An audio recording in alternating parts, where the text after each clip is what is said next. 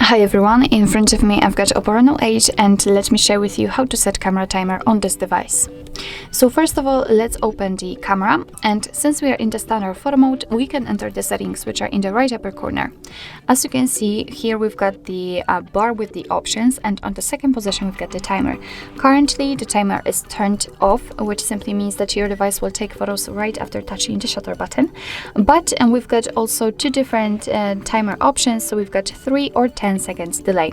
So all you have to do in order to set it is to simply tap on the option like to use. So for example, I'm using right now the 10 seconds delay. This option is highlighted.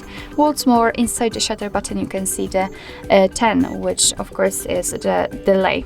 So let's tap on the shutter button, and as you can see, from now on your device will count down from 10, and after that time it will take a photo. Of course it will work the same with the 3 seconds delay, but it will count down from 3, and of course as I said, you can turn it off just by tapping on this icon, and your device will take photos right after touching the shutter button.